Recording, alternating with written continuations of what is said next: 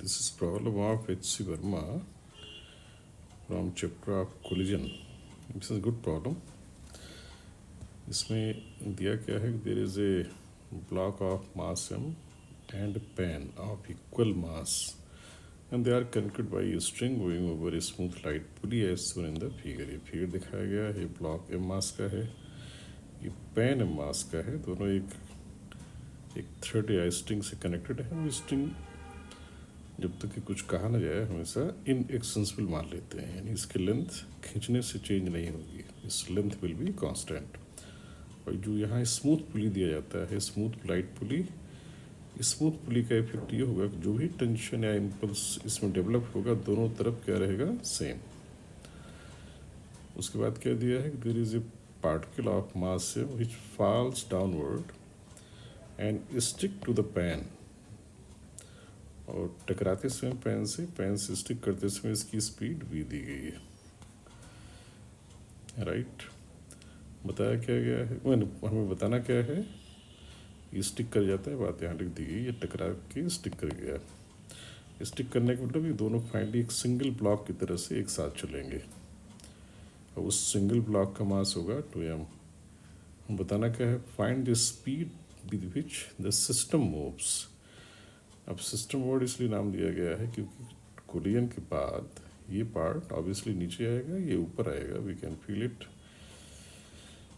लेकिन थ्रेड की जो लेंथ है वो कांस्टेंट रहनी है। तो जितना राइट का पार्ट यानी ये पार्टिकल प्लस पैन जितना नीचे जाएगा किसी टाइम में उतना ही इसको ऊपर चलना होगा, क्योंकि जिससे कि लेंथ इसकी क्या बनी रहे, कांस्टेंट। तो इसका इफेक्ट ये हुआ कोलिजन के जस्ट बाद हम पार्टिकल प्लस पैन की वेलोसिटी जो डाउनवर्ड मानेंगे वही इसकी हम अपवर्ड मान लेंगे।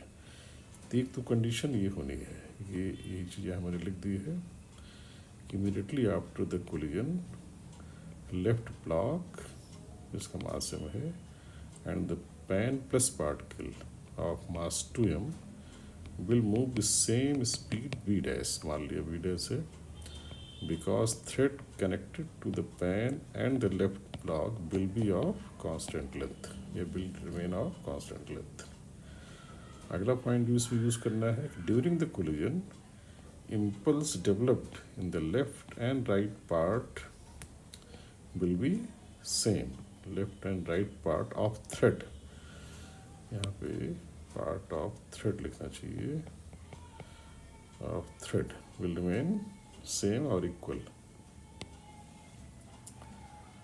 और उसके बाद फिर दोनों तरफ हम लगा देंगे मोमेंटम इम्पल्स रिलेशन, या उसको मोमेंटम इम्पल्स थ्योरम भी कहते हैं।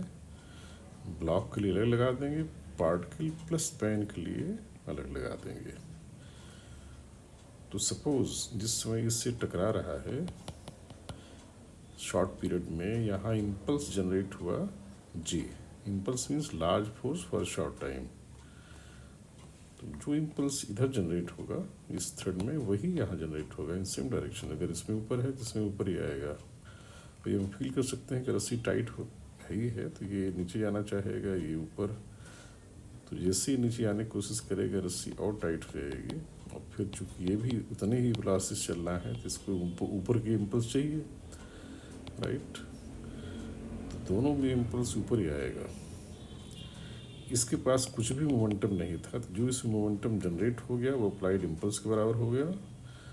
और पार्टिकल प्लस पैन, इसे थोड़ा केयरफुली देखना, इसे हम अगर सिस्टम माने तो इस सिस्टम के पास डाउनवर्ड मोमेंटम है कितना, mv, और इम्पल्स ऊपर लगा है, तो ये डाउनवर्ड मोमेंटम कम हो जाएगा ड्यू टू दिस इम्पल्स। तो जितना मोमेंटम था उसमें से इम्पल्स माइनस कर दिया तो ये बचा हुआ मोमेंटम होगा, क्योंकि मोमेंटम प्लस थ्योरम क्या कहती है, change in momentum equal to impulse. तो उसको हम डायरेक्शन वाइज सही फील करके लगाएं। तो ये इम्पल्स क्या कर रहा है, इस मोमेंटम को रिड्यूस करेगा। तो mv minus J should be equal to बाद का मोमेंटम भी डाउनवर्ड पहले था, उसमें अपवर्ड इम्पल्स आया, उतना माइनस कर दिया, बचा हुआ डाउनवर्ड मोमेंटम हो गया। क्योंकि बाद में दोनों ये स्टिक कर जा रहा है तो टकराने के बाद दोनों 2m मास की तरह एक सिंगल वेलोसिटी v डैश से चलेंगे, तो मोमेंटम हो गया। जी में हमारा इंटरेस्ट है नहीं, हमें v डैश बताना, जस्ट एडिट जे हट जाएगा, वी डैश आ जाएगा वी बाई 3। इसमें और भी 2-3 क्वेश्चन बन सकते हैं। ऐसे ही पूछ लिया जाए किस ड्यूरिंग जो कोलिजन पीरियड है उसमें एनर्जी लॉस कितना होगा ड्यू टू दिस कोलिजन। तो कोलिजन के पहले इस सिस्टम में काइनेटिक एनर्जी है, that is half m v square. वैसे ही क्वेश्चन यहाँ पूछा नहीं है बट पूछा सकता है। और कोलिजन के ठीक बाद हमें सभी की वेलोसिटी मिल गई है और एनर्जी आ जाएगी हाफ, सभी सेम स्पीड से चल रहे हैं तो half 3m into v dash square, that is v square by 9। तो यहाँ पे बाद में सिस्टम में काइनेटिक एनर्जी रह गई एम बी स्क्वायर बाई 6, यानी एनर्जी 1/3 रह गई। 2/3 पार्ट मतलब हाफ एम बी स्क्वायर थी, अब m v square by 6 yes 1/3 हो गई, तो 2/3 लॉस हो गया as heat and sound. Mostly heat के फॉर्म में लॉस होता है। इसमें ये भी पूछा सकता है कि ये जो फैमिली है, पूरी फैमिली, इस फैमिली का मोमेंटम क्या कंजर्व रहा ड्यूरिंग कोलिजन। तो आंसर विल बी नो, क्योंकि इस फैमिली पर देखा जाए तो ये जो इम्पल्स यहाँ जे आया है, ऐसे जे दोनों एक ही डायरेक्शन में है। तो ड्यूरिंग कोलिजन इस फैमिली पर 2J इम्पल्स आया है और उस इम्पल्स से इसका मोमेंटम चेंज हुआ। अगर इसको कैलकुलेट किया जाए तो पहले इस सिस्टम में तीनों को एक साथ देखें। इस सिस्टम में एक डाउनवर्ड मोमेंटम है एम बी, बाद में इसका एम बी डैश ऊपर है, इसका 2 MB डैश नीचे है। तो अगर मोमेंटम बाद में देखा जाए तो 2 MB dash downward, m v dash ऊपर, तो net m v dash downward आया और v dash is v by 3। तो नेट सिस्टम में मोमेंटम रह गया एम बी बाई 3। तो मोमेंटम सिस्टम का वर्टिकली चेंज हुआ है, राइट। तो मोमेंटम यहाँ कंजर्व नहीं है। इंडिविजुअली हम क्यों इसलिए यहाँ मोमेंटम इम्पल्स रिलेशन लगाया गया, मोमेंटम कंजर्वेशन नहीं लगाया मैंने।